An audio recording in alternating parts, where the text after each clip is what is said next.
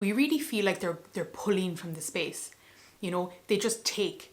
We were there, we were in a nice moment, and all of a sudden it's gone. The thing that we were working on has disappeared, it's evaporated, it's just gone away. Hey guys, how's it going? Welcome to Going Dotty. In today's video, we're going to look into what the ego is like when it manifests through the different intuitive systems. So let's crack into it.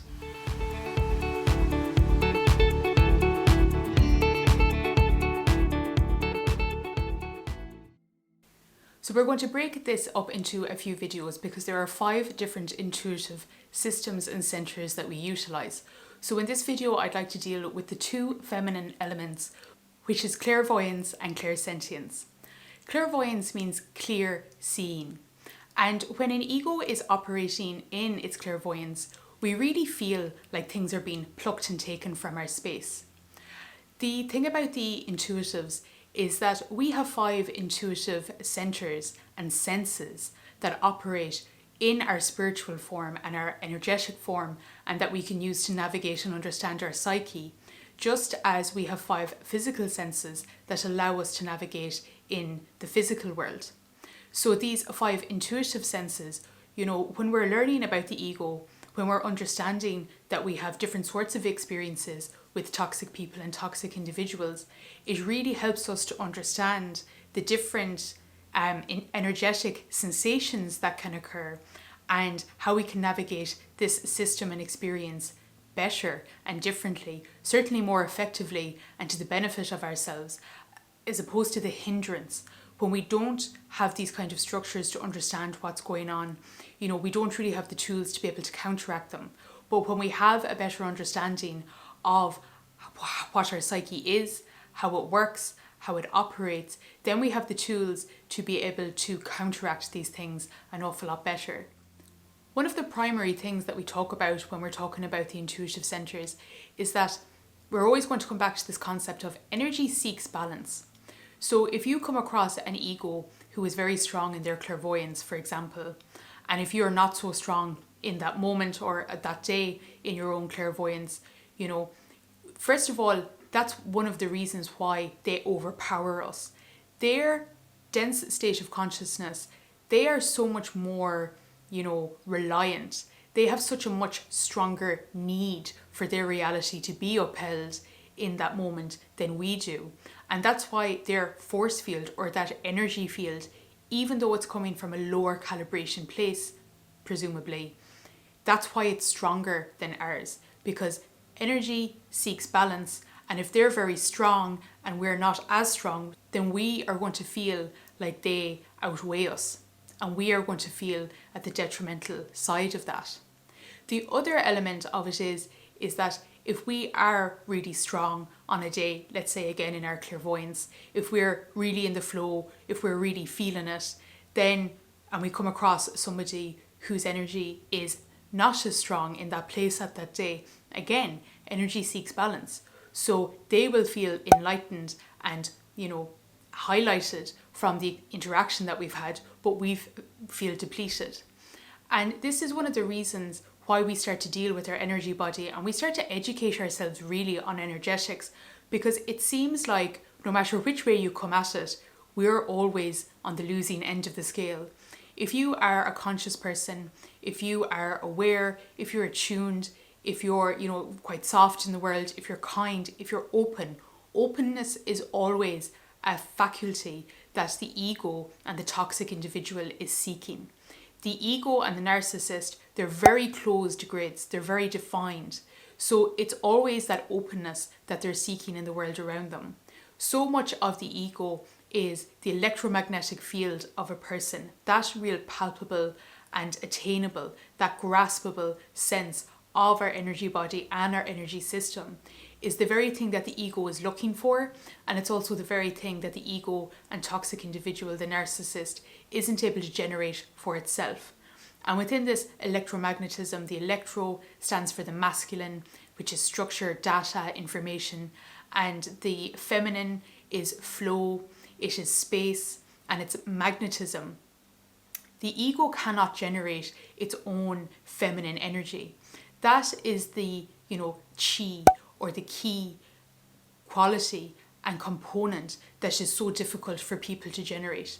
Having this feminine sense of space, this, openness, these are the qualities that the ego seeks, because this is the quality that the ego cannot grasp and generate and create within itself. The ego is essentially not generous enough to be able to see that energy as being there, hold it in their vehicle, their vessel and their form. And that's why they seek to pull it from the world around them. And we live in a time, really, we can observe this on the macro scale as well as within the micro personal worlds of ourselves, that it's this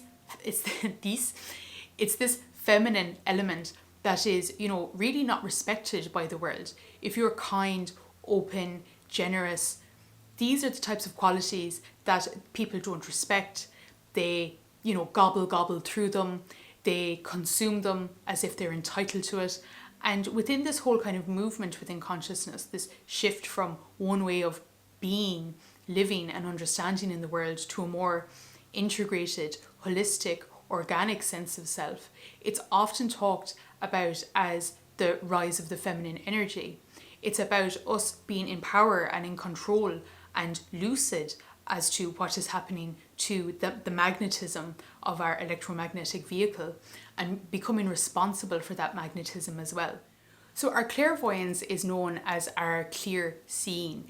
Clair, C-L-A-I-R, means clear.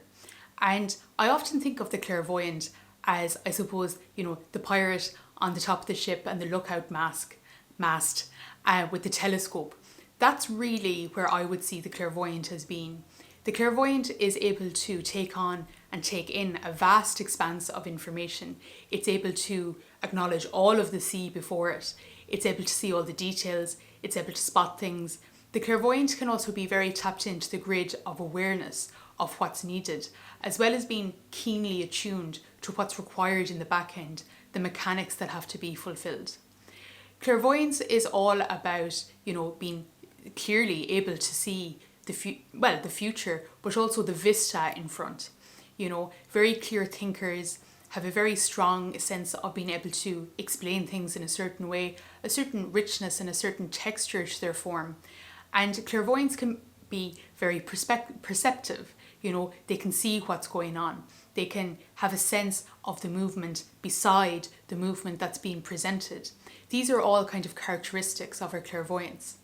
So when we are having experiences, negative experiences from the toxic individual that is either egoic or narcissistic in their representation, the way that this manifests within our energetic experience is we really feel like they're pulling from the space.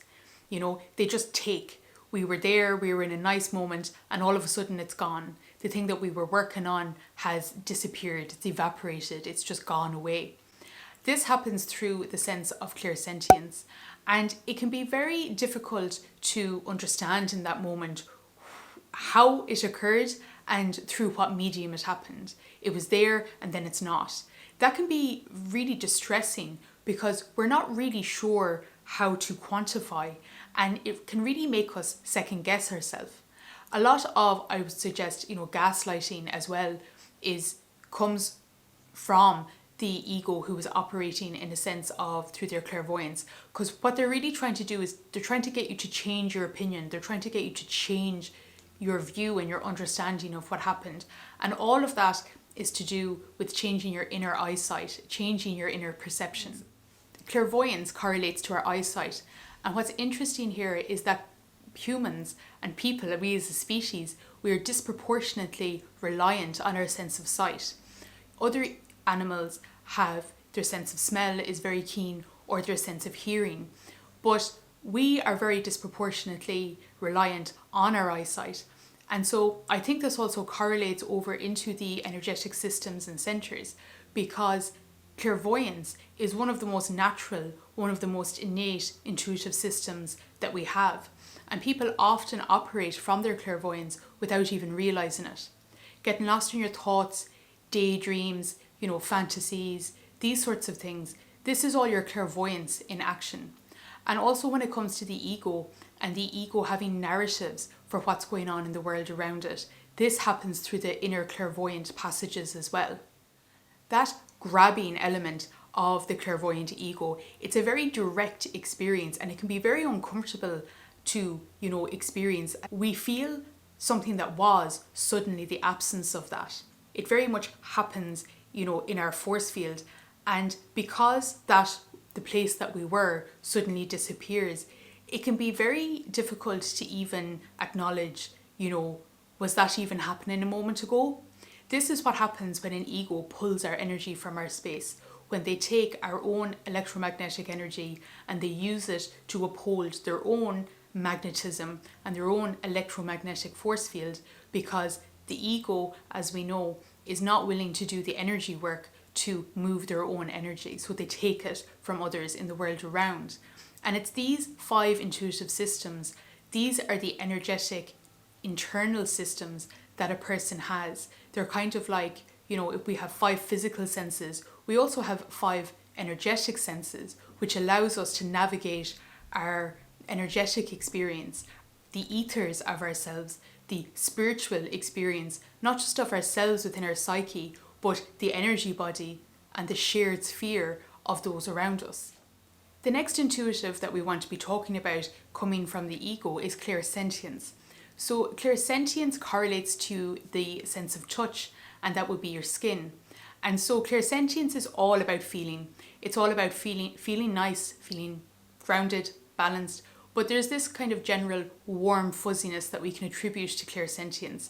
There's a sense of headiness and a slight heaviness that we can correlate to clairsentience. It's like wearing a warm cloak. And like in winter, you're wearing a warm coat. There's this feeling of, there's a density to it, but it's a positive density, more like a weight. We can also see clairsentience as being similar to the quality of water. Clairsentience, it's all about feeling. There's this texture to water and this density to water that there isn't to air. And these different qualities, if we have the clairvoyant who is, swimming the vistas or sailing the vistas of our inner seas, and then we would have, the clairsentient would be, I suppose, like the dolphin in the water. When we have an ego who is operating through their medium of clairsentience, this person really can feel like they are waiting for things to be fulfilled. They can really sit in the space, they can really throw their energetic weight out, and they are waiting for others to fulfill for them that which they cannot or are not doing for themselves. And really what they are seeking is they are seeking for the flow of life and for the movement of things to be fulfilled in the world around them, rather than them moving and generating this flow within the self. So earlier on in the series, when we talked about the archetypes of ego and we mentioned the characteristics of the passive ego, I really feel a lot of the time like the clairsentient individual fulfills a lot of that archetype. They sit in the space, they absorb everything that's going on around. The ego, who is operating in a sense of clairsentience, they absorb what happens, they take from that absorption that which they want, and they distribute away from themselves that which they don't want to take into consideration. The final thing that we find with the clairsentient ego is that if we don't give them their power and their sense of self, they can really cut us out from the moment. When we are connected, when we're 2 or more people, I suppose, are gathered together, we're in a shared moment.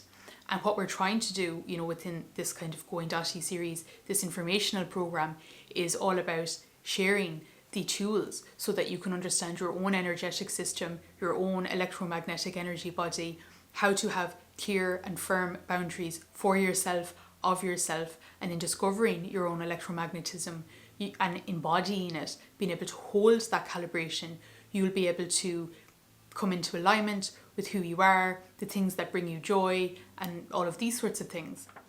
And what we find with the clairsentient ego is that in that moment, they will really cut you out from the space, and they'll often wait until you're in a comfortable place.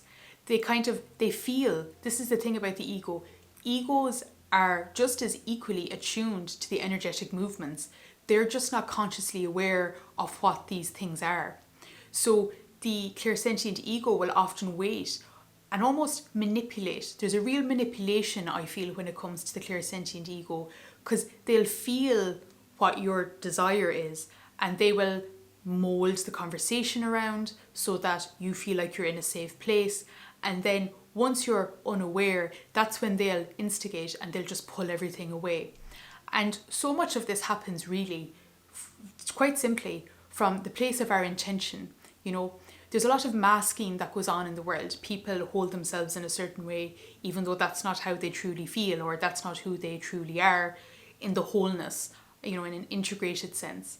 And we find this a lot with the clairsentient ego.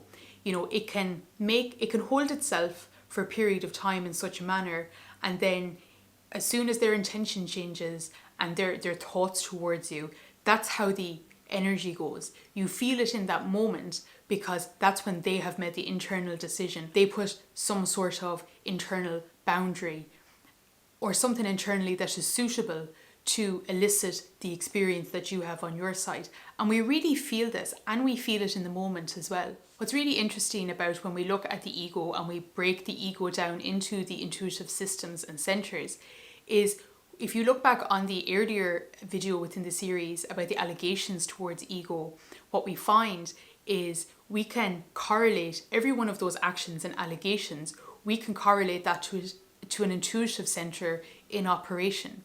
So this is a very kind of interwoven and integrated motion, and it's really a whole energetic system that's operating. So by understanding that it's an energetic system, understanding how that energetic system operates, that's how we're able to disentangle ourselves. We re-empower back into the natural being that we are in an organic, healthy manner.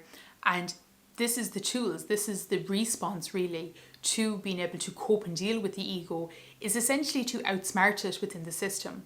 We learn not to feed the ego, we learn not to give the ego that which it seeks, otherwise it will continue to see itself as being in an empowered position over us and treat us as under the thumb, so to speak, and use that phrase. One final element that we can say about clairsentience and clairvoyance is they're both very feminine in their nature. What I mean by feminine is it's all about feeling. And you know, that feeling isn't always emotion. As we can tell with the clairvoyance, there can be a real sense of space and a real sense of movement when somebody has a clear vista, a large perspective, when somebody can see the big picture and can share that imagery of the big picture. That is a very feminine, evocative experience. So understanding the clairsentient as feminine is perhaps a little bit more natural and instinctive. But when it comes down to it, we have two intuitives that are feminine in their nature, two intuitives that are masculine in their nature, and one that is the integration and the balance of both within the body and form. So that's it for this first video, looking at the ego as manifesting through our intuitive systems and cycles. So please join me in the next one where I finish off the rest of the intuitive ego operations. Look after yourselves, and I will talk to you then.